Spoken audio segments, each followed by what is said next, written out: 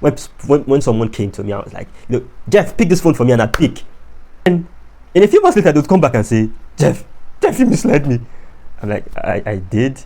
Yes, you did. You misled me, Jeffrey. You did not tell me that the other phone had this, and this one doesn't have that thing. So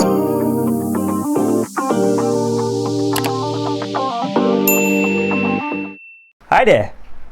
Welcome to another video. My name is Jeffrey. As usual, if you're new to the channel, please like, subscribe, and hit that notification bell so that you'll be alerted when I've got new videos up. So in today's video, I want to talk about the problem of quick answers. It's raining outside quite a bit. I don't know, you could be hearing splatters and patterns of rainfall. I can't really control that now. So let's talk about the problem with quick answers and smartphone users. I really don't know how to phrase this, but it was something I really wanted to talk about. I wanted to express myself and then share and then see if anybody else, if anybody has taken note of this. Lots of smartphone users, dare I say 80% of smartphone users, want quick answers without actually wanting to hear the background behind why such answers are a thing. Now let me explain one of these. The recent saga with eFootball. I'm actually happy that eFootball removed I know some people may feel bad about this. I really should be feeling bad about this, but if it hadn't happened, lots of people would have continued in the delusion that RAM size is what's for performance. Because you see many people and then you're like, how do I know a phone is good? And some people just pop up and say RAM size, anything over 2 gig RAM. In fact, the bigger the RAM, the better. And they're like, yes, RAM size is good, but, and there is a but attached to it. And no, we don't want to hear that at all. We don't. RAM size is good, Abi. I should just buy anything over 2 gig RAM, right? 2 gig RAM or above is okay. Thank you. They're gone. And I'm like, what now?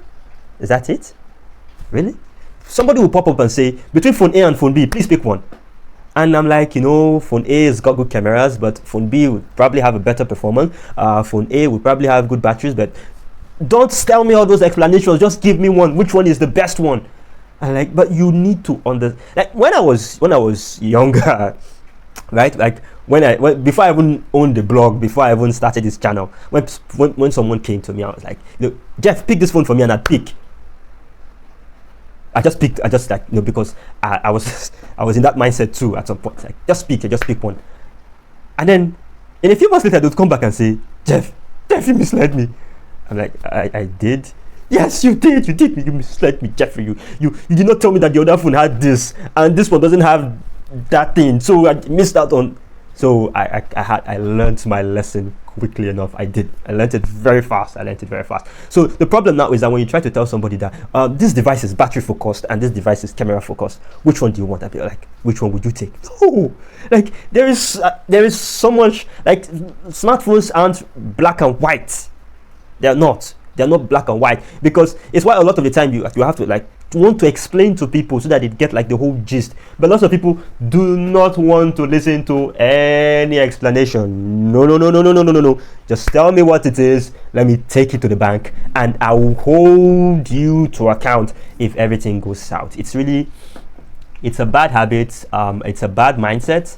I'm not shading on anybody, but the truth has to be said. It's not a healthy mindset, honestly, really, because I've seen people who prioritize battery life over everything, and then they'd come and say, Jeff, please pick the best option. And me, knowing fully well that I am a crazy gamer, I am going to pick the phone with the best performance and ignore battery, because I've got power banks, and that's the topic I'm working on right now. I'm making videos on power banks and all that, and I've got power banks. I've got 2 huge power banks, a almost 30,000 mAh and a Xiaomi 20,000 mAh. So battery is not really a thing. And I'd pick the one with the best processor, that's the one I'd go for, and they'd be like, thank you so much, Jeff. And the next they'd be like, Jeff, this one, the battery doesn't last. And I'm like, yes, of course. Can't you see that this one has 3,500 mAh and the other has, and it's the battery life I want. Is the battery life. You misled me. But you said. So it's why I never do that anymore. So that's why I will always tell people that you should listen to the explanations, especially for those people who do not know specs. Now, why it's easy for me to understand these things is because I think I should even make a video on if I want to buy a phone, how I select it. I don't know if people would appreciate that, but it's very important to if you have several choices, the problem now is that some people do not even have choices at all. They rely on tech bro. Tech bro, pick a phone for me, and tech bro picks, and they're like, I don't want. The funny part of the whole thing is that you see these people that say that they don't have options. That's what they know. I don't like Xiaomi. I like Samsung. But bro, you said you did not have any choice just now. How does that even work? So there's really no quick answers anywhere, really, because if you go the route of quick answers, right, you're going to be missing out on a lot. So it's why you should make sure that you get, like, you read most of the time, because it's actually going to be very hard to someone that you're not paying money for at all. You want to just capture them away, kidnap them away from whatever they're doing, to like sit down and explain something for you all the way down.